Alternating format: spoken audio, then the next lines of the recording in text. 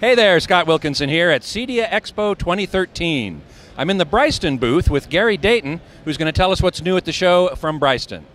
Historically, everybody knows Bryston as a company that makes very high-end electronics and high-end amplifiers. But in the last couple of years, we decided that we would embark on a speaker project. Originally, this began as a pet project for James Tanner, our vice president, who wanted to build a reference-grade loudspeaker for himself in his own personal listening room.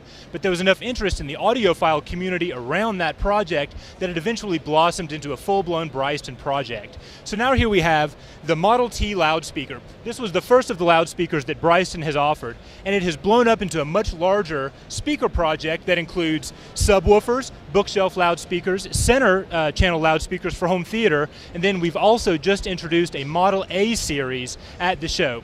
The Model T series, as it was developed, included all custom drivers, including 8-inch woofers, but the new Model A series has very similar design philosophies to the Model T, but includes custom 6.5-inch drivers, and that's what we're proud to introduce here at CEDIA this year. So do you have a complete home theater array, a 5.1 or 7.1 array that you can put together with these speakers? You can put together a Bryston system that's complete from input to output. That includes not only source components, surround processors, amplifiers, speakers, and even Bryston cables. So you can do 5.1, 7.1, or if you're a music purist, you might just enjoy a full Bryston stereo. Huh.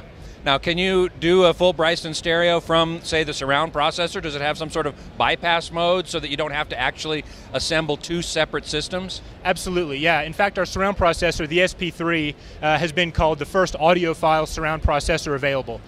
We pay very careful attention to the quality of the analog circuits in our processor, as well as very high quality digital decoding as well. So in an audiophile system, you might prefer to run balanced or RCA analog out straight through the analog path of the surround processor, or you can do all the digital decoding right there on board as well. Fantastic. And you say you have source devices as well? We do, yeah. We have two very unique products, the BDP-1 and the BDP-2, which are audiophile 2-channel music playback devices. We don't have any home theater source planned at this point, but we can do 2 channels at a time. Very good. And what are the price ranges that we're talking about here for the speakers anyway? These are what are new at the show. Sure. Yeah. Well, the speakers are very reasonable and they cut a wide swath. We have a small bookshelf speaker, the Mini A, which is a 3-way, 6.5-inch base that isn't fully priced yet, but we expect to come in at around $1,200 per pair, which would be fantastic. Or you can go all the way up to the Signature Series Model T, which is around $8,000.